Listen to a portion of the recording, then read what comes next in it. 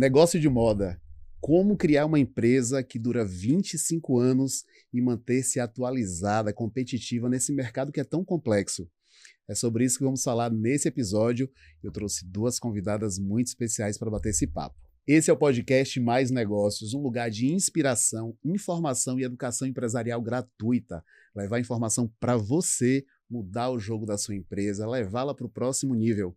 Então, para você não perder nenhum conteúdo, se está me ouvindo ou me assistindo no Spotify, já segue esse perfil. E se for no YouTube, inscreva-se no canal, ative as notificações e deixe o seu joinha nesse vídeo. Vamos para o episódio, logo depois da vinheta.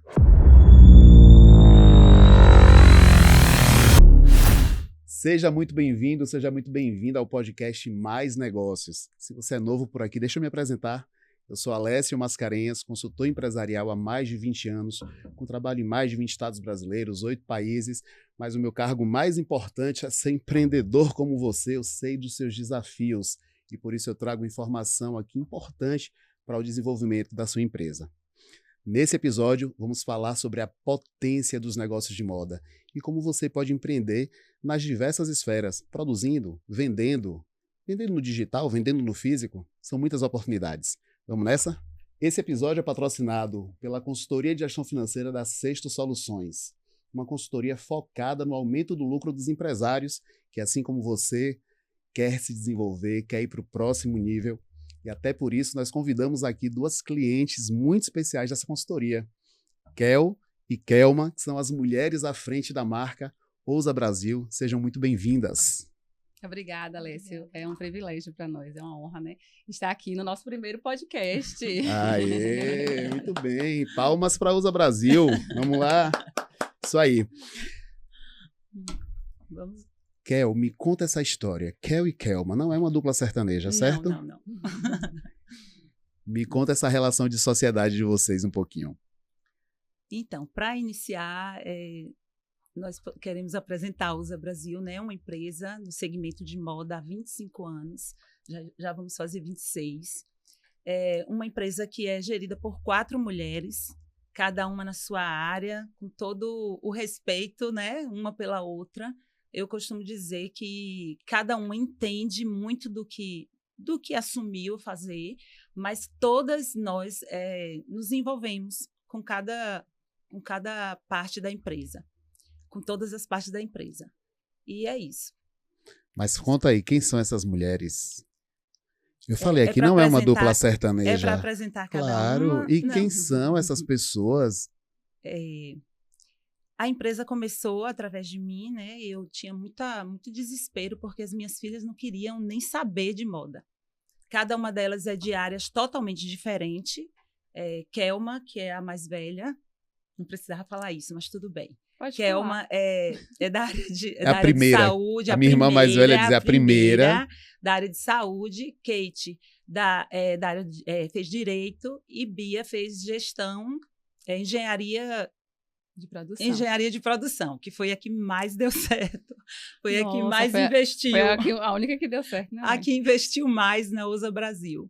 E é isso. E aí, depois de uma separação, todas elas resolveram que queriam, a princípio, era me ajudar. A princípio, era unir forças para que a Ousa Brasil crescesse. E hoje eu percebo que são todas muito apaixonadas pela empresa. Então, veja só, esse é um exemplo, pessoal, de uma empresa familiar na real. É a mãe e as 3 filhas que estão à frente do negócio. Isso é muito bacana, eu acho que é inspirador. Sim. Até porque assim, a gente vê muitas empresas familiares com problemas e o caso de vocês é uma empresa familiar de sucesso. Sim. Né? Mas eu sei que também para chegar nesse sucesso foi uma longa estrada, já são quase 26 anos. Sim. Kel, como foi a Ousa Brasil no início? Então, a Ousa Brasil, na verdade, empreender nasceu de um problema, de uma frustração, né? Eu trabalhava e, por conta de não poder cuidar das minhas filhas, inclusive tinha uma que era muito bebezinho ainda, e aí quando eu percebi que eu não podia cuidar das minhas filhas trabalhando, surgiu a oportunidade de empreender. E aí surgiu a Ousa Brasil, nem era a Ousa Brasil, era uma outra marca lá atrás mesmo, que eu comecei na minha casa, que eu peguei a minha rescisão, comprei as máquinas que eram semi-industrial usadas E aí tudo começou ali. Mas eu percebia que estava nascendo também uma quarta filha, né? Porque hoje a USA Brasil é tratada dessa forma. Eu vi tudo acontecendo, a USA Brasil cresceu, assim, começou na minha casa e foi crescendo, e eu percebia que ela precisava de todos os cuidados para chegar até aqui, mas aí, como Kelma fala, né? Teve muitos altos e baixos, como muitas empresas, e é uma empresa de muitas dificuldades também, né? Mas estamos aqui cheios de projetos, cheios de planos de crescimento, com muitos projetos para o futuro da USA Brasil. E é isso. Joia. Eu quero até fazer uma consulta assim, de coração aberto mesmo para você, né? Quando você fala assim, olha, a USA Brasil é uma quarta filha. Aí eu me lembro muito do Flávio Augusto falando que uma empresa ela tem 3 destinos. Ou ela vai ser vendida, ou ela vai ser fechada, ou ela vai ser herdada, né? E ele só cria empresas para serem vendidas. Cria valor, gera valor e vende a empresa. E ele né, criou o WhatsApp, vendeu o WhatsApp, comprou o WhatsApp de volta. Quando você diz que é uma quarta filha, tem muito sentimento ali envolvido, é de fato um sentimento de uma, né, poxa, eu gerei esse negócio, ou você imagina assim que, olha, eu posso vender esse negócio também. Como é o sentimento de Kel aí nessa hora? Gente, quando eu falo de filha, eu tô falando daquela coisinha que no início tira seu sono, não te deixa dormir, que precisa de muitos cuidados. Mas, assim, a verdade é que hoje, possa ser que mais para frente eu mude de ideia, mas hoje eu preferia deixar a minha quarta filha com suas irmãs, Perfeito. que são as minhas filhas. Deixar para herança. Sim, né? Eu preferia deixar. Muito bacana. Isso é uma coisa que tem, inclusive, eu abro uma das minhas palestras falando sobre isso. Que eu vou falar da minha crença, né? A minha crença é que ninguém ama a empresa, sabe? Você não, ou pelo menos não deve amar. A gente ama os filhos da gente, o marido da gente, a esposa, porque o negócio não pode ser o nosso sonho. Ele é um instrumento para a realização dos meus sonhos. Porque se em algum momento eu colocar o negócio nesse laço afetivo com ele, apegado a ele, eu posso perder oportunidades. Né, de uma venda. Eu já vi empresas que estavam em declínio, vi alguém para querer comprar e a pessoa dizer não e morreu abraçado com a empresa, né, faliu. Então, por isso que eu quis fazer essa provocação para saber assim, até que ponto é uma relação emocional mesmo com o negócio, porque, claro, eu já fechei a empresa.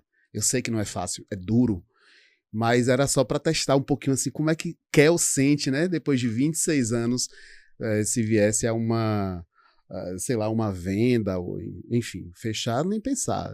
A gente só faz negócio para crescer, expandir, ou herdar ou vender.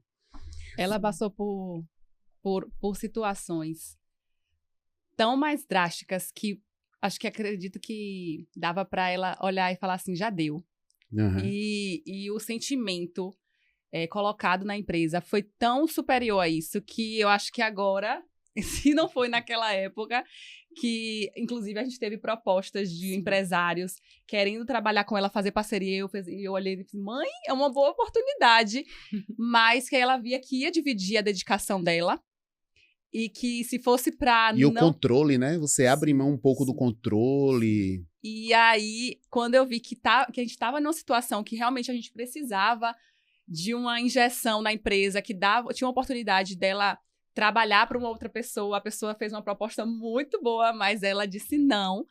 E eu acredito que se naquele tempo que a gente precisava realmente, ela segurou a marca com todas as suas forças, eu acredito que agora o sentimento realmente vai ser esse de passar para mim, para as meninas, para as minhas filhas, né? Que a gente já olha para a Liz, minha filha, né? E já fala, tem potencial. Vem aqui para dentro. Tem potencial. Cortar uns tecidos ali. Então, acredito que é realmente um sentimento de amor mesmo que minha mãe tem pela marca. Um afeto mesmo, é emocional mesmo. E aí, só para deixar claro, né? Quando a gente fala em venda de empresa, a gente não está falando de uma empresa que entra em dificuldade e ela é comprada por outra. Muito pelo contrário, são poucas as empresas que têm essa oportunidade. Geralmente chega um investidor querendo comprar ou participação ou comprar o negócio todo quando o negócio vai bem. Aí geralmente vem alguém maior e diz assim, olha, eu tenho interesse na sua marca, porque eu quero aumentar o meu share de mercado. Ou seja, a Ousa Brasil tem uma participação de mercado, uma outra marca concorrente tem uma outra parcela, ela diz, não, eu quero essa parcela da Ousa Brasil. Então, qual é o mecanismo que esse empresário pode ter? Comprando a marca. Uhum. Então, só para a gente desmistificar, quando o Flávio Augusto fala em vender um negócio, e ele fala muito sobre equity, né, gerar valor ao ponto do valor de mercado da empresa crescer, é por isso, é você fazer um negócio tão bem feito que ele se torna um player atraente para que outros investidores venham lá e comprem, porque é um negoção, né? Só para concluir essa parte, quando as meninas chegaram na empresa, para mim foi fantástico, porque elas chegaram com uma visão mais, vamos dizer que mais dura, mais rigorosa, porque eu sempre falo, por onde eu passo, que eu sou a romântica da empresa. Eu fico horas tocando na peça, cheirando, vendo se ela está bem dobrada, se a embalagem está perfeita. Eu olho se os cantinhos do plástico estão bem bonitinho. Então, assim, eu costumo dizer que, por ser a romântica da empresa, para mim foi maravilhoso as meninas chegarem, né, as minhas filhas, porque elas tratavam da empresa como empresa. E eu sempre me afastava daquilo que eu sabia que eu não era boa, né? Eu era muito boa para essa coisa romântica mesmo, para criar, para idealizar como vai ficar, como é que a cliente vai se sentir quando ela usar isso aqui, como ela vai se sentir quando ela abrir essa peça. No início e até hoje, eu tenho todo um cuidado de cuidar do avesso da minha peça, porque eu acho que é onde a cliente, de fato, vai sentir o conforto, aquele a mais que a gente coloca nas peças. Então, isso foi muito bom para mim, estar trabalhando com as minhas filhas, porque a gente dividiu, né, esse sentimento aí, é a hora de falar sério, de conversar com um fornecedor, de negociar. Eu sempre estou por perto, eu sempre estou ali orientando, mas em alguns momentos eu digo, não, isso aí eu vou ter que falar mais alto, isso aí eu vou ter que sair dessa minha paixão para ir resolver. Aí isso foi muito importante para mim. E eu imagino que tenha sido um alívio também, né? Porque imagine antes você fazer tudo e agora você tem com quem dividir essa carga. Isso. Né? E olhando lá para trás, Kel, assim, quando a Ousa nasce, lá no início da sua jornada, quais foram os principais desafios que você enfrentou? Olha, geralmente no início a gente responde logo o crédito, onde eu encontro esses fornecedores que essas marcas têm, que são maravilhosos, onde eu encontro isso, como eu chego até isso. E para tudo acontecer, você tem que ter o crédito, principalmente, né? Ninguém chega a um banco com uma empresa que não tem nenhuma história e é bem recebido, né? Então, isso foi um dos desafios, foi crédito. O outro é prazos de fornecedores, que hoje eu passo quase 8 meses para realizar uma venda do início da compra até chegar ao consumidor final. Então, assim, isso precisava de um investimento. E como a gente não tinha isso antes, no início, a maioria das empresas não tem esse capital de giro para ficar ali bancando tudo isso. Então, a gente precisava correr muito, era muito desgastante, ter que fazer as coisas e ter que vender logo. Às vezes, eu queria até investir mais naquela peça, mas nem dava tempo, porque tinha que vender, porque tinha que voltar o dinheiro para a empresa, para comprar mais. Então, assim, no início é basicamente isso, mas mão de obra, né, especializada, que era muito difícil. Eu me lembro que no início eu pegava, assim, o jardineiro da minha casa, eu formei em cortador. Eu fui buscar uma costureira no interior para morar na minha casa, tipo assim, dando todo o apoio a ela para que pudesse ter esse profissional. Então, até hoje, a mão de obra é complicada, não só em Feira de Santana, não só na Bahia, mas eu creio que no Brasil inteiro mão de obra é complicado. E é basicamente isso, né? Que a gente tem essas dificuldades lá no início. Muito bacana. Fazendo um resumozinho aqui, né? Então, encontrar esses fornecedores, ter crédito, que não necessariamente é um crédito bancário, às vezes é um crédito com o próprio fornecedor que vai lhe vender, sim, né, a prazo. Essas condições, né? A que prazo a pessoa me vende, e mão de obra, que é um gargalo. Né? Mas eu sei também que vocês têm investido também. Poxa, como é que eu resolvo o problema da mão de obra do corte?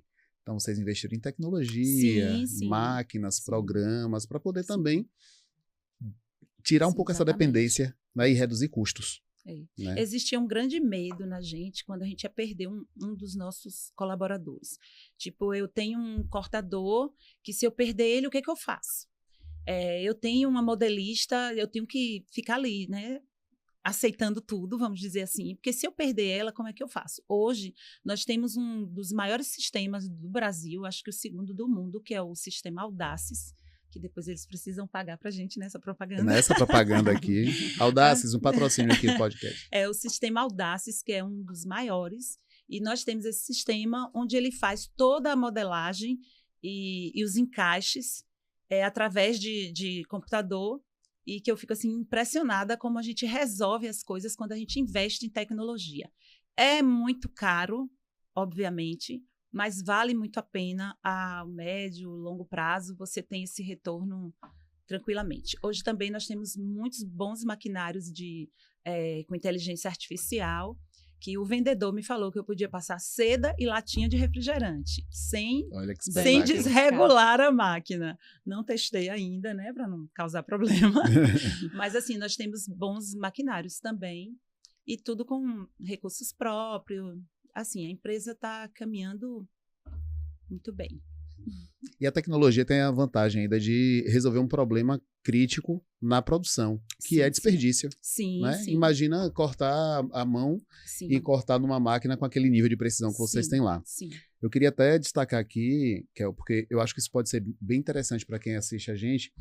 Kel falou aqui sobre o prazo da produção da peça até a venda, né? Pode chegar a 8 meses.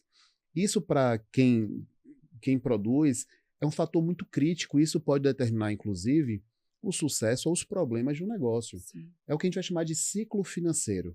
Imagina, você compra matéria-prima, vai produzir, você já está pagando a matéria-prima. Às vezes, para pegar um preço melhor, a gente paga à vista. Então, vai produzir, esse produto vai para o estoque, vai ser comercializado, vai ser pago parceladamente. Até esse dinheiro voltar, o ciclo financeiro é muito grande, porque você tem o prazo médio de estocagem da matéria-prima, tem um prazo médio de estocagem da matéria acabada e o período de venda e o prazo médio de recebimento. Então, quando a gente soma isso tudo, é o que a gente chama de ciclo financeiro. E aí, para você financiar 8 meses dessa operação, haja crédito. Ou com fornecedores, ou com o próprio banco. Sim. Então, isso é um fator para a gente ficar bastante atento. Eu acho que, para ponto de eficiência assim, eu acho que a nossa preocupação tem que ser sempre como é que eu reduzo esse ciclo financeiro. Porque alguém está pagando. E, nesse caso, são vocês. Né? Se financiando. E como é hoje, né? Como é hoje o modo de fazer da OSA Brasil? Como é que vocês hoje... Vocês falaram em, olha, 8 meses para preparar uma peça. Eu já conheço, mas eu acho que as pessoas precisam conhecer esse processo que envolve criação, olhar as tendências, desenvolver, produzir o marketing até chegar na loja para venda. Eu ia passar para a Kelma, mas eu acho importante falar isso. Às vezes o consumidor ele pega uma peça e ele acha que cortou, costurou. E não é verdade. Existe a pessoa que escolheu a matéria-prima, uma outra pessoa que desenvolveu a peça piloto, e a outra que costurou, e a outra que cortou, e a outra que limpou a peça, tirando todos os excessos. Existe uma outra que coloca o botão, caseia, e aí vai para a embalagem, e depois da embalagem, antes da embalagem vai para o ferro, depois vai para a embalagem, depois vai para a loja para chegar até o consumidor. Então, de fato, uma peça não é cortou, costurou. Ela tem todo o envolvimento de uma grande equipe. As pessoas que estão assistindo a gente podem pensar assim, ela está falando de uma peça. Mas a peça piloto é quem faz as outras acontecer. Então, às vezes eu passo 2 dias para aprovar uma peça, porque tem os ajustes e tudo mais. Eu imagino que a pergunta não era essa. Mas, assim, sim, também é o processo para levar o produto até o mercado. E aí o que acontece? Nós lançamos uma coleção por mês. Eu falo para a Kelma que ela não está entendendo. A culpa é sempre minha. A culpa é sempre de Kelma. Ela quer lançar uma coleção por mês. Eu falo para ela que ela está meus dias, que era para eu estar bem tranquila, agora eu estou sendo sugada por Kelma, que quer lançar uma coleção por mês. Mas, Kel, para isso acontecer, antes, 6 meses, inclusive eu falei para você que eu tinha acabado de chegar de São Paulo e que eu estava vendo verão, 26. Estamos em abril, tá, gente? Isso. Estamos em abril. O inverno aqui não chegou ainda. E a gente está pensando no verão. Verão 26. 21 de dezembro, né? Quando começa o Já verão. temos temática de coleção. Já temos muita coisa aí. Muita coisa em andamento. Então, o que acontece? Como a gente hoje, depois que você já estruturou seu crédito, que você já organizou a empresa, que você já está em um nível melhor, você consegue fazer isso. Mas imagina isso no início de uma empresa. Como isso é desgastante, né?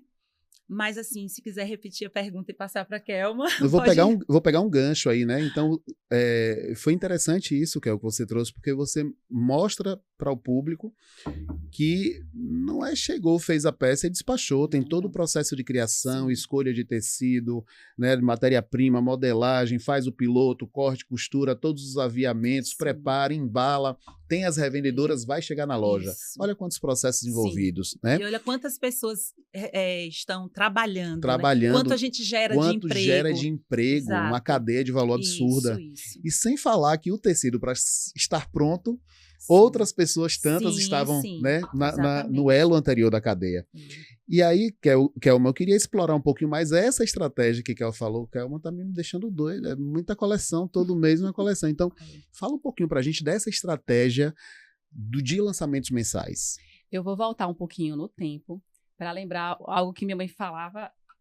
Sempre que alguém, né, pergunta sobre o histórico e tudo mais, do que passou, dos momentos mais críticos, ela lembra isso, que a gente chegou em um momento e que a gente não tinha crédito, a gente não tinha fornecedor que desse nem crédito no banco, nem crédito com fornecedor, e matéria-prima estava praticamente escassa dentro do nosso estoque.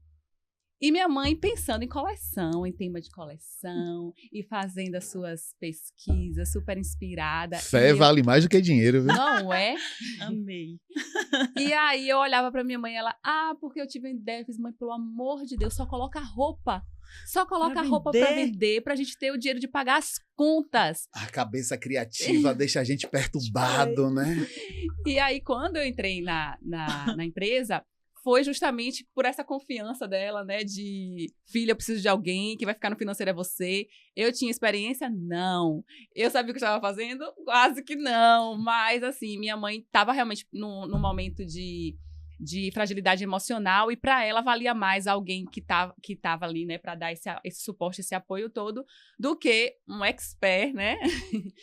Mais importante alguém de confiança do que um especialista então, qualquer. Ela realmente se sentiu acolhida por mim e realmente que precisava, naquele momento, precisava da minha presença, então vamos lá. E aí, quando a gente começou a entrar nesse processo de se ver, né? Cadê as contas? Estão aqui, cadê o dinheiro? E eu fiz, mãe, para de pensar em nome de coleção, pelo amor de Deus. Só faz aquilo que a senhora faz muito bem e coloca essa roupa para vender. E aquilo eu sei que foi um momento que abalou muito. Abalou muito ela, porque ela é isso aí. Minha mãe a cabeça criativa, né? É muita emoção, ela se envolve muito num processo de construção de uma coleção. E com o passar do tempo, acabou que eu fui percebendo essa necessidade de estar envolvida nesse contexto mais online, sabe? Que eu precisava estar envolvida em todo esse processo aí de mostrar a cara na internet.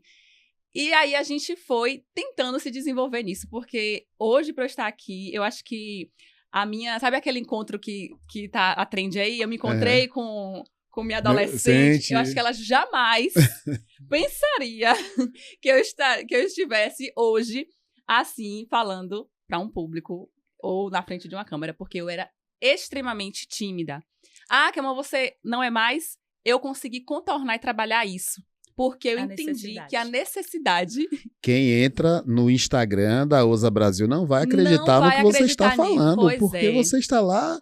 Pois é, né? Muito da digital influencer que Não você parece. é. É porque isso tudo foi muito trabalhado e foi algo que, na verdade, eu encarei como necessidade. Uhum. Ou a gente entrava, ou a gente sumia. E um dos mercados que tem maior presença digital é o mercado de moda. Né? Então, quantas marcas estão disputando na preferência das pessoas? E outra, até porque muita gente hoje consome moda para estar no digital. Isso. Sim. Né? Então, antes você ia para uma festa com a mesma roupa e talvez só a mesma pessoa ali fosse lhe ver, mas em qualquer lugar que você vá hoje, você vai ter foto nas Tem que ter festas, a então a pessoa foto. quer ter um look novo, quer ter um... Isso, Então, isso. como é que a loja que produz não está conectada? Né? Não faz Então, sentido. foi entrando nessa onda aí de estar conectada que eu comecei a ver algumas necessidades. Então, realmente me desafiei muito para estar lá todos os dias, né, falando com o público. Tentei colocar uma pessoa no meu lugar, não deu certo. Uma estagiária chegou lá e eu fiz, por favor, faz os stories da gente, veste as roupas e vai lá. Ela tentou, a cliente, não, pelo amor de Deus, não faz isso, tem que ser você. Então, eu tentei empurrar outras pessoas. Oi? Você foi aceita. Fui aceita pelo meu público. E aí, quando eu comecei a ver o contexto todo que envolvia a venda de um produto, que não estava só ligada ao produto em si, mas em todo um contexto, toda uma história que envolvia. E aí eu comecei a apertar minha mãe. Mãe, vamos fazer. Aí chegou no ponto. Aí ela deve ter pensado, Você quer coleção nova? Aí Não agora era você que me podava? Aí agora eu que comecei a exigir, eu quero coleção nova, eu preciso disso. Tema. Eu quero uma coleção dedicada ao Dia dos Namorados, um Dia das Mães. Hein, Kel? uma Eu final quero de gravar ano. no Rio. Sim, Eu sim. quero estar em todas as plataformas. Não só quero roupa. Não só quero vender todo o roupa. contexto. Então, aquela pessoa que pediu só a roupa para vender, agora eu não quero só a roupa, eu quero toda uma história, uma emoção envolvida, porque eu comecei a entender que essa é a mentalidade feminina. E outra, só os elementos que você trouxe agora, Kelman, você já me trouxe 2 elementos aqui agora poderosos. Primeiro, o do storytelling. Hoje vende mais quem conta as melhores histórias, e vocês contam histórias através das coleções de vocês. E você trouxe aí a figura do personal branding, que é o dono do negócio como a principal imagem do negócio. A gente pode olhar aqui o João Adib da CIMED todos os dias na TV, nas redes sociais. Então, assim, não tem ninguém mais credibilidade do que as próprias donas para poder fazer isso. Não tem estagiária que vai resolver isso. Não deu certo a estagiária. Não. E acabou que isso foi sendo tão aceito pelo nosso público, pelos nossos clientes, que, Kelma, você é modelo, não sou, mas de vez em quando eu estou lá e as meninas acham lindo e falam, para que contrata modelo? Eu fiz, gente, conecta, obrigada né? pela abraço que me toca. E aí a gente começou a se envolver, minha irmã também, Kate, que é a irmã do meio, né? Uhum. Ela ficou por muito tempo sendo a nossa modelo oficial e era o que as clientes, se realmente se enxergavam, aquilo conectava tudo com as clientes, né? Muito com as clientes. Então, eu passei realmente esse processo aí. Hoje, eu aperto minha mãe para ter essas coleções mensais, porque, infelizmente, por conta de um agravante que não é que eu goste, mas, infelizmente, eu tenho visto que é a realidade. Essa necessidade de novidade já meio que virou um vício na moda. E, para mim, isso tem um seu lado ruim, que deixa tudo mais acelerado e que acaba que a mente criativa, às vezes, dá um curto-circuito, que é uma pera aí, não é bem assim. Mas, do outro lado... Eu não quero fazer qualquer coisa. Ela quer fazer uma coisa mais elaborada. Ela quer fazer as coisas com tempo, com realmente envolvimento naquilo. Só que a gente acaba precisando acelerar para não ficar para trás. Porque se eu demorar de lançar, fulano já lançou. E aí eu já perco aquela venda para minha concorrência. Eu não quero ser a última a falar sobre isso. Eu quero ser uma das primeiras a falar sobre isso. Então, a gente vem, infelizmente, tendo que dançar a música, né? E ir na onda por conta do tanto que a sociedade, na verdade, né? Está acelerando as coisas. Mas tem funcionado para a gente essa questão de ter lançamentos com um período menor. As nossas revendedoras, elas já têm uma cultura, realmente, já criaram uma cultura de ter esse contato com o seu cliente, mandar o catálogo de forma antecipada. Então, a gente já conseguiu ter uma estrutura. Um fluxo, né? Uma Isso, estrutura uma que estrutura roda. em relação a isso. A minha grande preocupação quando eu penso na coleção, eu já externei isso para vocês algumas vezes, é a empresa não ficar dependente de lançamento. Né? Porque, por exemplo, se a gente for olhar o comportamento das vendas, ele vai dar um pico no lançamento e depois uma queda muito acentuada. Então, é um desafio para a gente também tentar atenuar essa curva. A curva vai existir sempre, mas tentar atenuar isso. Aí eu lembro muito das palavras do Caíto Maia falando sobre o lançamento das coleções da Chili Beans. Né? Eles lançam toda semana, não é todo mês, é toda semana. Só que ele fala, olha, o que a gente lança é 20% do nosso portfólio. 80% são os clássicos. Então, aqueles ali, eles conseguem ter uma produção de larga escala dos clássicos e lança para poder manter o buzz, né? Poder manter o hype, ou lançamento, coisa nova, trazer os olhos para dentro da Chili Beans. E aí as pessoas querem, poxa, eu já tenho um óculos, mas, pô, esse é novo, esse é um lançamento, então eu vou comprar mais um. Então, você aumenta também o ticket por cliente dentro do mês. Então, eu acho que é esse jogo de aproveitar o buzz do lançamento, mas a gente também buscar outros caminhos para poder não ficar tão discrepante do dia a dia do negócio. E aí, eu já aproveito para fazer vou passar uma coisa adiante, que é o digital de vocês começa ali nas redes sociais, mas agora ele está em expansão. Né? Vocês lançaram um site aí recentemente. Conta um pouquinho como é que foi essa experiência. O site tem sido Pedi para a produção até botar o site aqui para a gente poder ver aqui, já conhecer o material de vocês. Pode ir falando. O site tem sido um grande desafio, na verdade, né? Mas ele é novinho, gente. Vamos ter paciência com ele. Ele foi de agosto do ano passado. Então, a gente ainda está fazendo alguns testes. A gente está realmente vendo o que tem funcionado. As necessidades do site, a gente está ainda tentando estudar como aqui tratar com ele, né? E o que a gente entendeu de desafio é que hoje o site ele precisa ser levado de uma forma, com uma seriedade do mesmo jeito que uma loja física. Perfeito. Então, não adianta hoje a gente dizer, estamos no online, temos um site, se a gente não está dando a mesma dedicação que uma loja, se a gente estivesse inaugurando, lançando aí uma loja física realmente com os cuidados que tem que ter, de olhar ele com carinho, ver os investimentos que precisa nele, as faltas, as falhas. Então, realmente, o olhar para o site hoje tem sido esse. A gente tem que investir como se a gente fosse investir em uma loja física, ver as necessidades, estar ali acompanhando realmente, porque é mais desafiador. Hoje a concorrência no online é gigantesca, né? E os concorrentes, eles trazem muita inovação. Então, hoje, como eu falei, ele é novo. A gente está realmente aí no processo de melhoria, mas a gente queria dar esse pontapé, porque muitas vezes, quando a gente procura tanto a perfeição, que não começa nunca. Clica no Veja Mais. Então, o que a gente queria sair era daquele entrave limitador. Ainda não está perfeito, ainda não está perfeito, ainda não está perfeito. Então, a gente nunca achava o momento certo de ter um site. Então, a gente chegou no momento e falou assim, vamos iniciar, vamos colocar no ar e depois a gente vai melhorando. É o que tá...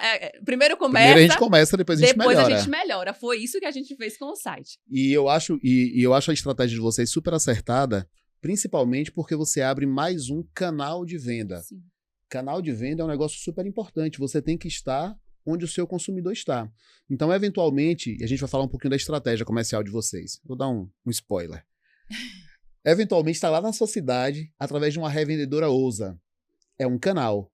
Mas se a pessoa estiver em outro lugar que, de repente, não tem uma revendedora, você tem a opção do canal, que é o site.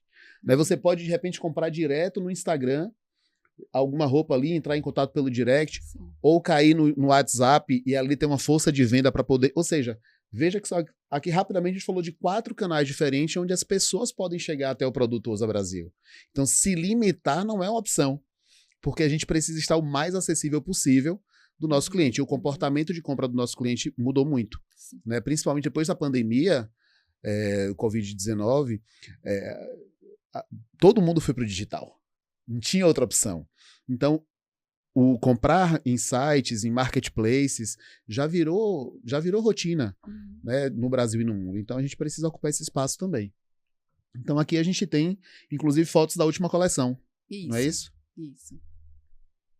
E a gente tem trazido, assim, sempre essa identidade da marca, né?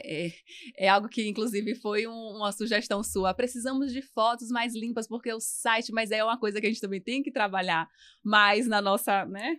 Na nossa consciência, porque a identidade da marca já está muito envolvida com essa questão de cenário, de detalhes, de envolvimento com o que a gente quer mostrar em cada coleção.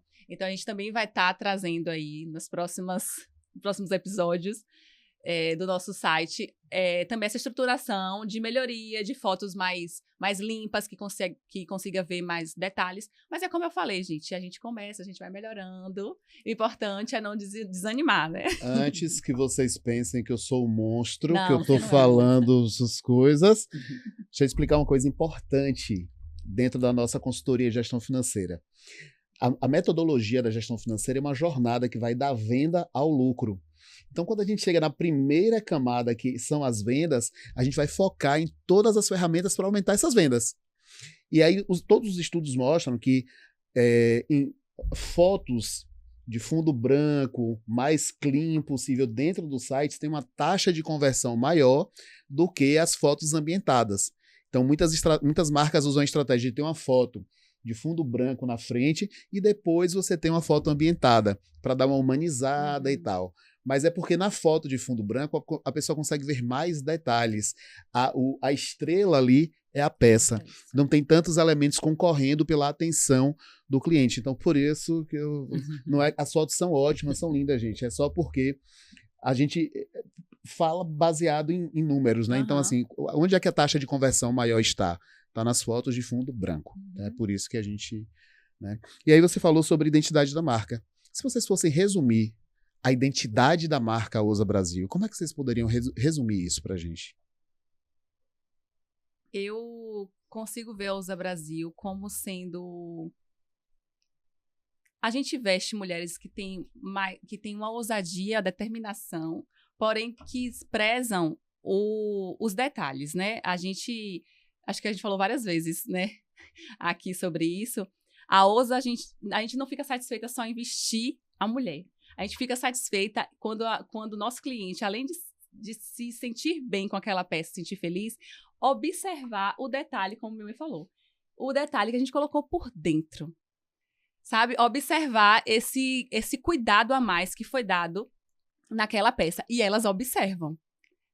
E é engraçado que quando eu tô numa live, eu gosto de fazer isso, né? Eu fiz, vocês viram esse botão?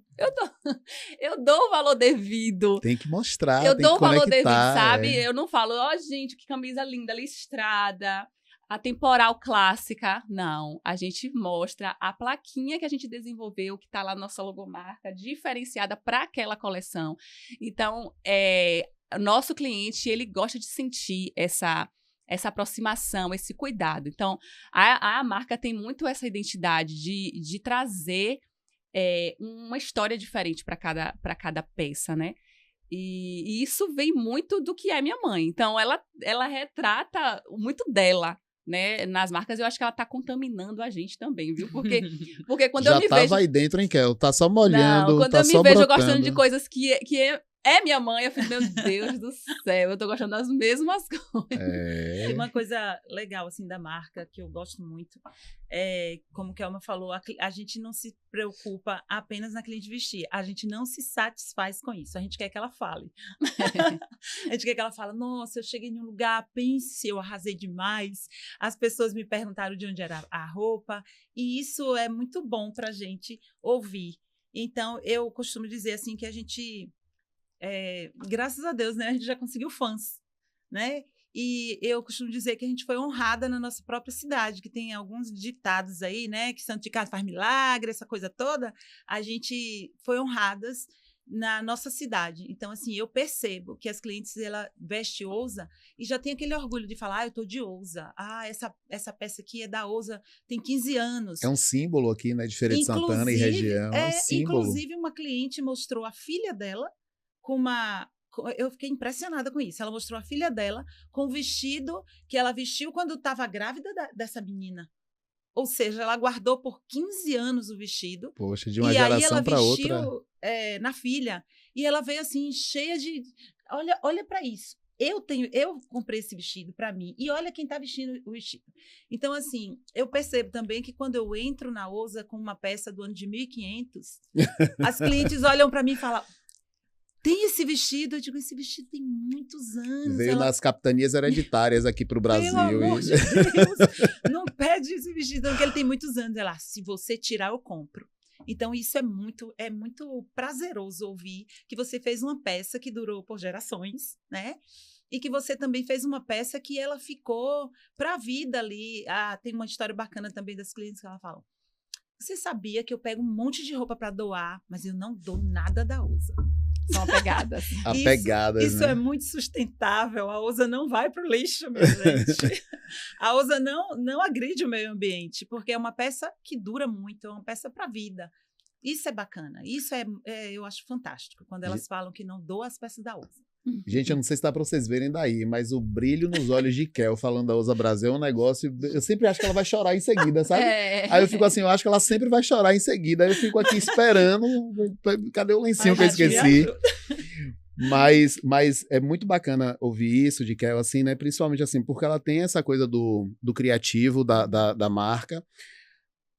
Gente, essa mulher é focada 100% na experiência do cliente, ela só fala nisso, ela tem uns projetos aí que ela vai falar daqui a pouco, vou até deixar aqui quieto, né? E é muito bacana essa coisa dos detalhes. E o básico da OSA nunca é tão básico assim, né? Não. Sempre tem um toque. A gente sempre fala, né? Gente, essa blusa básica, mas não é o básico que vocês conhecem, é o básico OSA Brasil, então tem um diferencial, né? A gente se preocupa se, apesar de ser básica, ser aquela peça que você vai precisar dela no guarda-roupa, né? Independente da ocasião, você precisa ter uma peça daquela, mas a gente tem o toque ousa, né? Tem a ousadia. Tem a ousadia, nem que seja em uma etiqueta diferenciada que vai ficar à mostra. Então, a gente realmente se preocupa. Eu chamo carinhosamente de Farm Feira. Farm Feira. Né? Porque tem umas estampas maravilhosas que lembra muito a Farm Rio. E aí eu juro que é Farm Feira. Né? Esperem as cenas dos próximos capítulos. A gente quer chegar nesse nível de ditar moda, porque hoje a Farm está ditando moda, né? Hoje tem pessoas que falam inspiração Farm. Inspiração então, Farm. A gente também quer ouvir inspiração ousa, né, mãe? E como é que tá hoje, assim, né? Vamos dar um recorte aqui, 2025. Como é que tá hoje a OSA Brasil? Como é que vocês estão estruturados? Como é a estratégia de comercialização de vocês?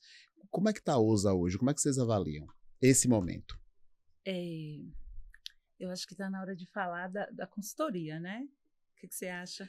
Não sei, né? Eu prefiro ouvir primeiro da empresa. Como é que vocês estão? Então, como é que vocês estão sentindo? A empresa, tem uma coisa assim que eu acho fantástico. Muitas pessoas, muitas empresas, elas procuram um consultor quando elas estão mal, porque elas querem levantar, elas querem sair daquele problema, elas procuram ajuda em um momento que estão morrendo afogadas. E a OSA, eu digo assim que eu acho que a gente estava muito bem, e por estar bem, vamos melhorar. Nós estamos bem, vamos procurar um consultor, uma empresa que possa mostrar com clareza como é que está a nossa empresa, porque aos nossos olhos está indo tudo bem, mas vai que lá na frente a gente olha e fala, nossa, não estava bem, porque de repente tudo aconteceu. Então, nós procuramos um consultor que está em frente a mim. Pego no pé pra caramba, gente. Pego no pé pra caramba. Chegou lá e fez a gente contar toda a verdade. Ninguém me esconde nada. Mostra tudo que está acontecendo. E a gente foi muito sincera com ele. Eu imagino que ele percebeu isso. A gente foi muito transparente, mostrou tudo, como é que estava a empresa. E aí a gente deu o pontapé inicial, tratando a empresa como empresa, porque antes ela era... Um dia ele chegou lá, eu tenho que contar isso para vocês. Ele chegou lá para conversar comigo, ele falou, Kel, você faz o favor de pedir para a mãe ficar lá fora um momento, que eu preciso falar com a empresária. Eu falei, oi? Chega, eu tomei um susto, falei, meu Deus, e agora? Como é que eu faço? Mas, enfim... eu acho que a empresa tem muito a melhorar, lógico, tem muita coisa ainda para aprender. 26 anos de muitos altos e baixos. Ensinou muito, mas a gente tem muita coisa para aprender, para crescer. Nós temos muitos projetos e nós precisamos entrar nesses projetos sabendo, né, claramente como é que está a empresa financeiramente, fiscal, tudo que envolve uma empresa saudável, nós queremos para a Ousa Brasil. Não é só vir para cá falar de bonitinho de roupa, de marketing, de mídia e esquecer que o coração da empresa é o financeiro. Crescer Então, com segurança, né? Crescer com segurança, saber até onde pode investir, se pode investir mais, se pode sonhar mais, saber a questão de curto, médio e longo prazo, o que é que eu vou fazer em cada uma dessas etapas. Então, assim, eu imagino, né? Eu ainda estou no início dessa consultoria, né, Alessio? A gente ainda está muito no início, mas eu imagino que a gente já esteja vendo bons resultados, já teve muitas mudanças, nós já fizemos várias reuniões com os nossos representantes, com clientes, já passamos algumas mudanças de venda e estamos aí andando já. Uma pergunta que eu não posso deixar de fazer, né?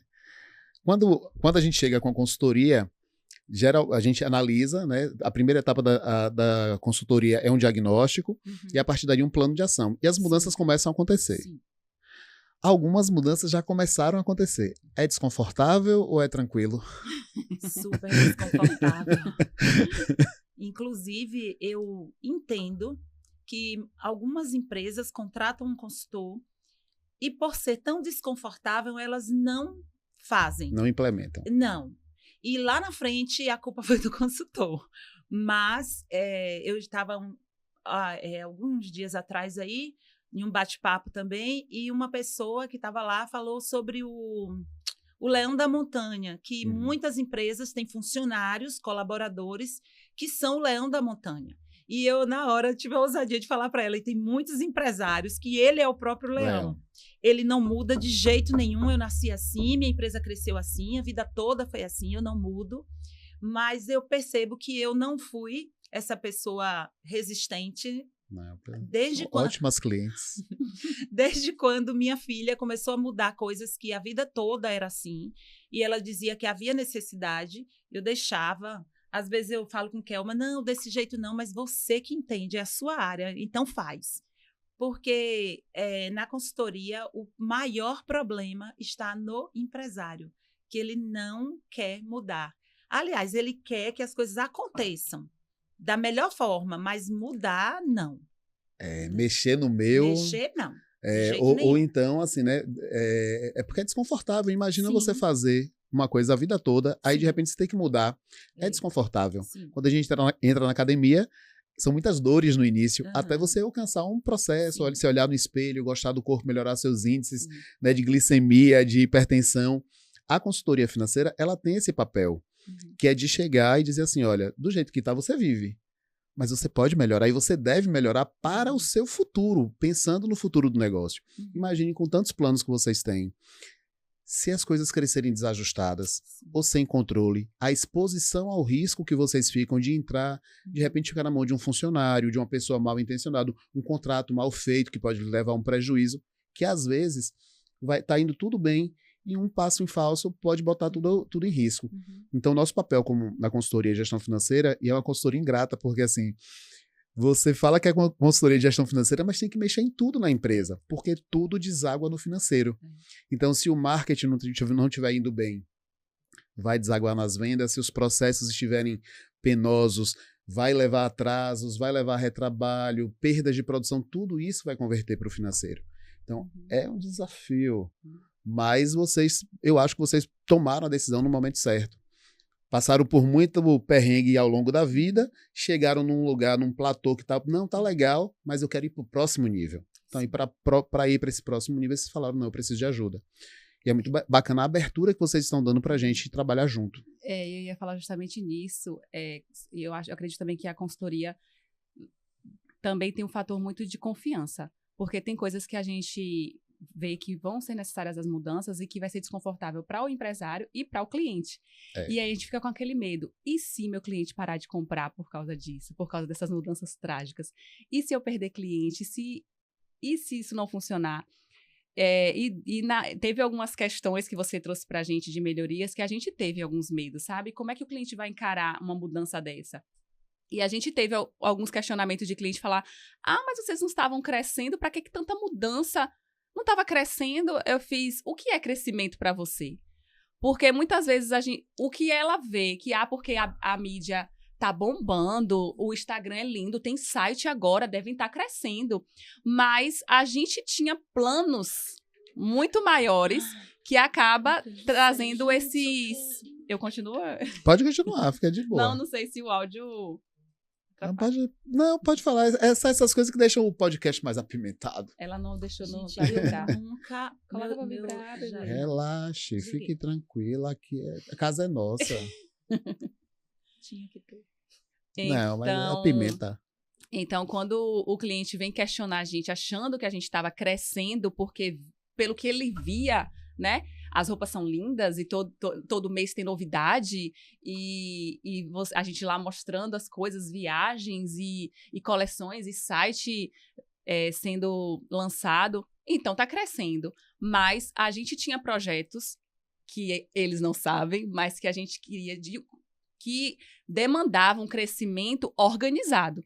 E a gente percebeu que a forma que a gente estava trabalhando não tinha condições do crescimento que a gente pretendia. Então, como você deu spoiler aí, a gente tem alguns projetos, né, de loja física, de outras coisas para a marca, que eu tenho certeza que do jeito que estava, não ia acontecer. Vocês iam ter um grande problema. A gente ia bater cabeça por muitos anos para entender como é que deveria ser ajustado para chegar no resultado, se chegasse, né? Porque do jeito que E vocês já tiveram experiência com loja física, inclusive? Já, né? que hoje é um medo nosso de loja física pela experiência passada, mas a gente acredita que a maturidade de hoje é outra, o entendimento de mercado hoje é outro. A forma de fazer deve ser diferente. E hoje a gente tem um consultor, né, minha gente? Por favor, então não né? é Obrigado. a mesma coisa crescer com consultor. Tem uma coisa que o nosso consultor, gente, eles não me pagou para isso, mas eu vou falar bem. Opa! O nosso consultor, uma coisa que ele detectou na empresa, que eu imagino que empresas no porte da minha cometa esse pecado. O dinheiro da empresa é da empresa. E o seu é seu. Então, assim, todo mundo tem essa ideia de que o dinheiro da minha empresa é meu, né? Então, eu faço o que eu quero com ele. Isso não é verdade. E para você descobrir isso, você precisa de um consultor financeiro. Você pode ser muito bom em tudo. Eu me acho muito boa, humildemente falando, né? em desenvolver, em comprar, em estudar um comportamento, em entender para onde vai o meu produto, quanto o meu cliente paga, um ticket médio para a minha empresa, eu consigo fazer isso muito bem. Mas a função, consultoria financeira, tem que ter um consultor financeiro. Ele precisa fazer você entender isso, que o dinheiro é da empresa, que a empresa é uma pessoa e você é outra. Então, isso foi uma das descobertas que o nosso consultor fez, que a gente não gostou. Porque o dinheiro era todo meu. Não é? E na hora de decidir o Prolabore, meu Deus. Na hora de decidir o Prolabore. Kelma passou alguns dias Olha a confusão. sem dormir. Exatamente. Inclusive, eu agradeço a ele, que ele falou assim, Kel, se você fosse contratar se você fosse se contratar, quanto vale seu trabalho? Quanto você pagaria? Quanto você para uma pessoa fazer o que você você faz? Aí eu achei essa ideia maravilhosa, porque eu podia botar o valor que eu quisesse, mas não foi assim. E a segunda pergunta é, e quanto a empresa poderia pagar por esse profissional? Sim. Né? Sim, aí eu entendi que o valor que eu queria, a empresa ia ter que me demitir. Aí eu preferi ficar com o que a empresa podia pagar, lógico. Então, assim, isso foi muito bacana, fazer essa divisão mesmo. É a parte mais difícil de toda a consultoria. Porque uma coisa é a gente olhar, e aí eu vou falar de novo na metodologia, né? É a gente olhar o funil, e aí o funil, a boca do funil são as vendas. Então, quando está entrando muito dinheiro, dá uma sensação de que não, está indo tudo bem, não, a gente pode fazer o que quiser, tem dinheiro entrando. Só que as pessoas esquecem que o dinheiro ele vai se esvaindo ao longo do funil. O que fica lá embaixo é o que importa, que é o lucro. E aí, Alessio vai e vira pra gente numa das reuniões e pergunta: quanto vocês lucraram mês passado? Aí a gente olha uma pra outra e fala: não sei. Nem a informação de quanto venderam estava correta. Vocês lembram? Não sei. Opa, isso. não, a gente tem que descontar aqui o que saiu de consignado com o representante e tal. Isso. Então, são as mudanças que, para o potencial que vocês têm, a Ousa Brasil cresceu muito, mas o potencial que vocês têm de crescer é muito maior. E para crescer, chegar lá com essa segurança, vocês precisam fazer esses ajustes. E eu tenho certeza que vocês estão se preparando agora para um salto que nem vocês sonharam. Eu acho que vocês sonharam uma coisa aí que já é grande, mas vocês vão acertar num negócio muito maior. Eu tenho certeza. A gente vai ter E que vão fazer chegar com outro segurança. podcast só falando dos Eu tenho saltos. certeza. E aí eu aproveito esse assunto para perguntar: e os planos de futuro da Ousa? Para onde vai a Ousa Brasil? Sinceramente, não vai ser dessa vez. Não vai dar esse A spoiler? gente não vai. Nem uma coisinha Porque assim, nada? Que frustração. Credo. Existe um grande sonho, né? Vamos dizer, dá só que é a Casa Ousa. Esse é o grande sonho. Eu quero me aposentar. O que é a Casa Ousa? Conte pra gente. A Casa Ousa é o lugar onde você vai para ter experiência, para ver coisas, para tomar um café coado, um bolinho de laranja, sabe? Para sentar, para bater papo, para gastar bastante, mas sem pressa. A Casa Ousa é um lugar que você vai para ouvir histórias, para se emocionar, para ficar lá uma tarde, sabe aquela coisa que você tá precisando? A Casa Ousa é a casa de Kel. E a sua né? casa também. Assim, É a casa essa do sua meu coisa cliente. criativa, seu foco na experiência Sim, do cliente. Então é esse sentimento que você quer. E essa proximidade do Essa cliente. proximidade. Porque apesar de minha mãe ficar no desenvolvimento e ela fica muito, vamos dizer, bastidores, né? Sim. Se não chamar ela assim pra venha que eu preciso falar com você e colocar uma câmera, ela não faz questão nenhuma de aparecer. Então, mas do outro lado, ela ama essa conexão com, com o cliente, de olho a olho, sabe? Conversa realmente olhando nos olhos. E isso é muito minha mãe. Eu acho que o que ela quer trazer para a Casa Ousa é essa proximidade, sabe? Do cliente saber quem é Kel, do cliente saber o que Kel gosta, de olhar a decoração e entender que ela pegou aquilo ali numa viagem e colocou na decoração. Feira, encontrei na feira um achado, só tem esse. Achado. Então, ela quer trazer toda essa experiência de identidade de quem ela é para a Casa Ousa. Então, realmente, aí, acho que tem spoiler bem grande. Tem outros projetos aí. O que terá na Casa Ousa, aí vai ficar para porque Agora, são muitos detalhes. Para as pessoas entenderem a Casa Ousa, eu acho que é importante também as pessoas entenderem como é que funciona hoje o comercial da Ousa, né? Poxa, a mulherada que está assistindo aqui, porque é uma coisa muito interessante que vocês falaram. Nós vestimos mulheres, né? Com aquele toque de ousadia, mas é uma mulher que ela se preocupa com detalhe, né? Bacana. Mas como é que esse produto chega hoje na mão dessas mulheres? Quais são os principais canais? Um é o site, está aqui. A pessoa está em qualquer lugar do Brasil, pode entrar aqui no site ousabrasil.com.br e pode adquirir suas peças. Bacana. Esse novinho chegou aí em setembro, outubro que começou. E antes, como é que a pessoa adquire Ousa Brasil?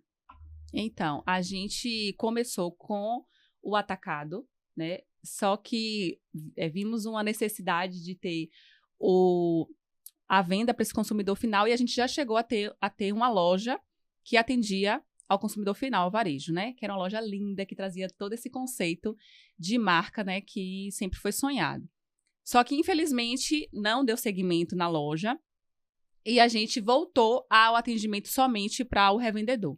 Então, hoje, a gente faz o atendimento em um showroom que recebe somente os revendedores. Então, a gente tem clientes em toda a Bahia aí que vem até a loja ou também compra por WhatsApp. Então, a gente consegue também atender os clientes atacadistas através do WhatsApp. Além deles, a gente alcança outras regiões através de representantes, né, que faz o interior da Bahia, Sergipe. E agora também com o site, que é outro canal de venda que está mais direcionado para o varejo. Por isso que a gente tem esse sonho aí de ter a loja física justamente para trazer essa estrutura para atender o varejo, né? Porque a gente acredita que hoje muito da venda ela está atrelada a uma boa experiência. Então eu posso sim fazer com que meu online ele chegue ao meu cliente com uma identidade, posso, mas nunca vamos comparar uma experiência de uma caixinha que chegou com a roupa com um contato físico, com uma conversa, né? A gente teve um pouquinho disso quando a gente teve a loja de varejo, né? A gente tinha esses clientes que basicamente nossas vendedoras precisavam ser um pouco de psicólogas, né? Gostavam de... Porque mulher é isso, né, gente? Mulher gosta de conversar. Então, os nossos clientes, na época que a gente teve a loja, eles conversavam um pouco sobre... Não entravam, pegavam o que queria e saía. Queria realmente fazer aquilo com qualidade, né? Experimentando, sentando, conversando. E a gente quer resgatar isso e quer resgatar com uma forma ainda muito melhor, né? Trazendo muitas outras experiências para o cliente no momento que ele estiver na loja. Bacana. O meu papel chato como consultor é sempre assim, é equilibrar o sonho com a viabilidade operacional. Porque não adianta... Eu cito muito um consultor amigo meu, Fernando Mercal, argentino querido, e ele sempre fala que a coisa mais sustentável que uma empresa pode ter é que ela esteja viva hoje e esteja viva daqui a 5, daqui a 10 anos. Então, o papel do consultor é como é que a gente oferece essa casa ousa, com essa experiência bacana e tal, ao tempo que ela tem viabilidade econômica. Porque às vezes a gente também monta uma estrutura, as pessoas visitam, gostam, amam, mas o número de pessoas que estão ali comprando e o volume que elas compram não justifica o investimento. Então, beleza, Alessio, isso aqui é uma estratégia de brand. Eu vou fazer isso em nome da marca. E eu estou disposto a assumir um custo de tanto por X anos. Isso é bacana, você tem um número, você sabe quanto vai custar e você está pagando por isso. Agora, o que você não pode é criar um negócio com uma expectativa de retorno sem analisar as variáveis. Então, eu preciso abrir, por exemplo, a Casa Ousa sabendo quanto é que eu preciso vender por mês para que esse negócio se pague e seja bom para todo mundo. Para o cliente, mas, sobretudo, para a empresa. Mas esse é o grande desafio que eu acho que a gente precisa equalizar. Por isso que eu não queria nem iniciar. Porque, assim, eu vou acabar contando mais. A Casa Ousa... Adoro. Eu tô aqui para provocar. Ela não vai ser para um novo cliente.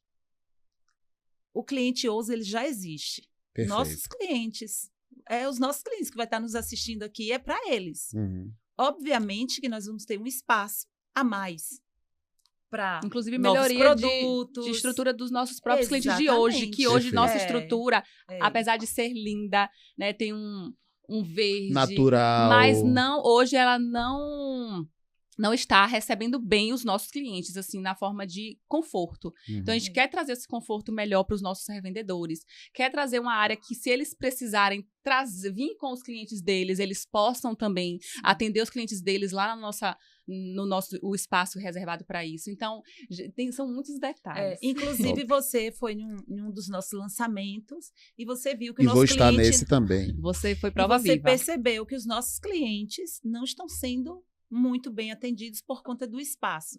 Apesar da gente ter tanto espaço, no dia do lançamento. Sim. No dia do lançamento. Sim. Tem que ter atenção a isso, porque assim você tem um pico anormal mesmo no dia do lançamento.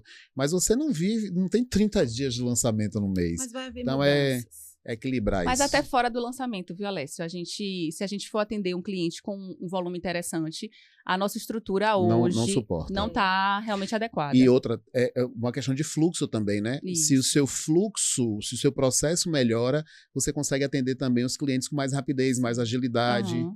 Né? Então é uma questão de fluxo mesmo, pensar esse espaço num espaço fluido, para que a pessoa tenha uma boa experiência de compra. E quando esse fluxo está bem ajustado, a gente tem esse exemplo de uma estratégia simples que a gente teve em relação ao lançamento, como as coisas fluem melhor, né? Perfeito. Quando a gente simplesmente mudou a posição do nosso estoque, já agilizou o processo.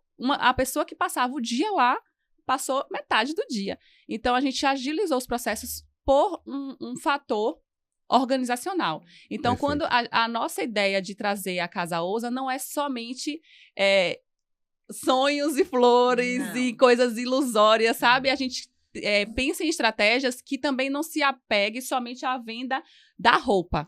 E preparar também para os novos clientes que vão chegar. Porque, como eu disse para vocês, eu tenho certeza que vocês vão crescer mais do que vocês esperam. Se preparar para esse crescimento. Então, esse novo cliente, ele também vai chegar no lugar preparado para recebê-lo. Inclusive, novos produtos, né? Novos produtos. Não sei, não me falou nada, mas sei lá. Mas tá bom. Baseado em marcas como a Farm, pode estar vindo aí uma linha House, não sei. Eu vou aqui falar, né? Baseado no mercado, mas vamos lá. Vou fazer um desafio aqui ao vivo. Precisamos fazer um planejamento estratégico, né? Para não crescer assim desordenado, né? Vou botar na pauta aqui da nossa próxima reunião. Viu? Você vai dar conta. E aí, pessoal, para a gente já ir caminhando aqui pro final, eu vou fazer outra provocação. Acho que eu vou deixar isso para... Tudo bem. Vou deixar isso aqui guardado para a próxima... Vou convidar vocês aqui de novo para falar de novidades. Aí eu falo sobre isso.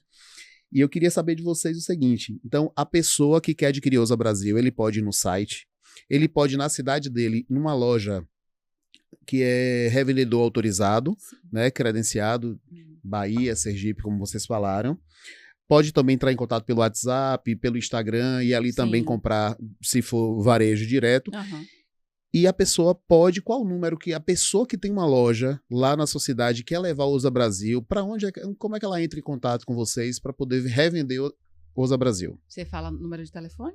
O número de telefone, ou pelo Instagram mesmo, ou pelo... Qual é o canal para a pessoa falar com vocês para revender Ousa? @Ousa Brasil, a gente está no Instagram. Lá no Instagram também tem o link de WhatsApp. Se precisar de alguma coisa no direct, eu mesma faço atendimento do direct. Então, pode me chamar lá que eu te dou as orientações necessárias. Se você pretende ser uma revendedora Ousa Brasil, eu também te dou essas informações. E a gente te mostra a nova política que a Alessio nos ajudou aí a montar. Então, hoje a gente está com uma estrutura bem interessante, né? De forma de pagamento, tudo que foi pensado, assim, com carinho para facilitar a vida do cliente e a nossa também. Né? Que tem que estar bom para os dois lados. Tem que estar bom para todo mundo. Tem que estar bom para os dois lados. E a gente também tem grupos no WhatsApp que facilita também, né? Esse contato. A gente tem um grupo reservado para as liquidações, que foi recentemente, a gente começou a fazer a oferta do dia, 3 vezes na semana. A gente tem uma peça que tá com um preço mais interessante, né, com 50%. Então, segunda, quarta e sexta rola a oferta do dia nesse grupo específico. E no final do ano tem o esperado, o querido Outlet, que aí a gente coloca um desconto ainda mais agressivo, que também é desenvolvido tudo nesse grupo de liquidações. Isso vocês conseguem ter acesso no link do Instagram. Temos o grupo VIP, né, para quem quer acompanhar as novidades, os lançamentos, que semana que vem vai... Não sei quando esse podcast vai estar chegando a você, mas a gente já está aí com o lançamento do Dia das Mães já encaminhado. E acredito que é isso, basicamente. Muito bem. Então, você que está nos assistindo, que quer revender Ousa Brasil, entra lá no Instagram, clica no link lá do WhatsApp e já fala, já manifesta seu interesse. Olha, a política é boa, crescente, as vantagens, a proporção que você vai comprando, a coisa é boa. Kel, maravilhosa. Seu apelido é Kel Maravilhosa. Kel, me fale agora. Não vamos falar do... Não quero que você dê mais spoilers, não, né? Mas eu queria saber o seu sentimento com relação à Ousa, assim. O que é que Kel, a fundadora, aquela que passou perrengue, que teve que abrir um negócio para cuidar das filhas, lá atrás, 26 anos. Qual é o seu sentimento agora com relação à Ousa? Então, eu me sinto, assim, vivendo o meu melhor momento, né? Pleníssima, aos 55, com 5 netos e 3 filhas. E com a empresa realizada totalmente. Obviamente que a gente sempre quer melhorar e quer mais. Mas, assim, ouvir as pessoas falarem da Ousa Brasil depois de toda a tempestade, isso é muito bom. Eu sei que aqui na minha cidade, aqui em Feira de Santana, tinha muitas outras empresas que estavam maiores que eu, que não aguentaram, que não conseguiram passar pela pandemia, que talvez não amava tanto seu negócio e na primeira oportunidade achou melhor se livrar dele, ou que também não teve a oportunidade, ou que não teve a sorte que eu tive de ter 3 filhas para se juntarem, por muitos outros motivos que não estão mais no mercado. Eu lamento muito por isso, porque eu acompanhei várias, mas eu deixaria aqui, eu tenho uma frase de Silvio Santos que eu amo, que ele fala que para você crescer é preciso ter a coragem de dar alguns passos para trás, e eu tive essa coragem, eu passei por muitas lutas e eu dava os passos para trás e avançava, e chegamos até aqui. Como eu falei anteriormente, muito feliz. Se fosse para parar hoje, eu ia estar muito satisfeita, né? Porque eu não parei com uma empresa sem honra na cidade, ou no estado, ou até no país mesmo.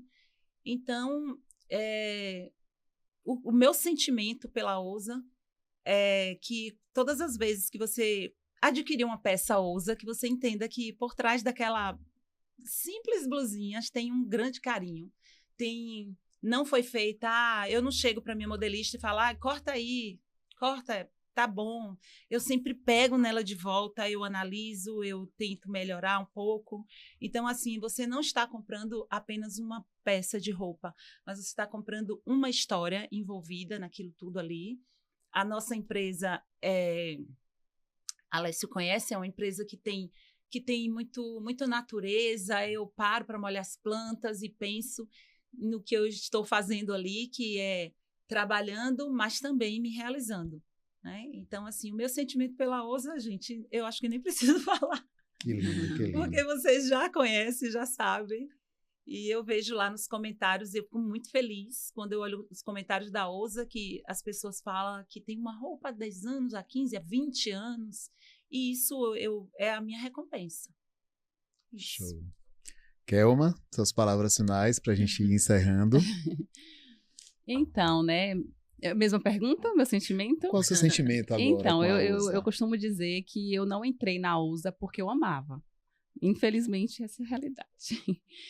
Apesar de ter crescido dentro da empresa, eu nunca pensei em fazer parte da Ousa Brasil, né? Chega a ser até uma vergonha isso, mas faz parte. Cada um seguiu o seu sonho de vida, mas, como eu costumo falar, melhor do que os nossos planos são os planos de Deus. E coisas que a gente não consegue ver, né? A Bíblia diz que o Senhor tem planos muito melhores e maiores daqueles que a gente não tem nem noção, né? O Senhor tem preparado para nós.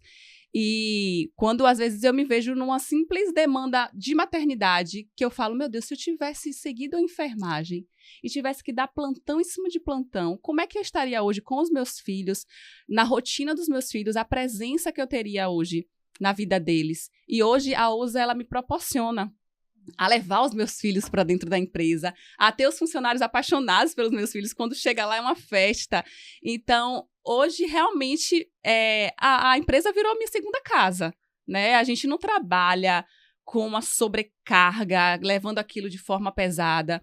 É realmente leve, né? Apesar das demandas, da loucura, do frenético, coleção em cima de coleção, mas é algo que realmente eu faço com muito prazer.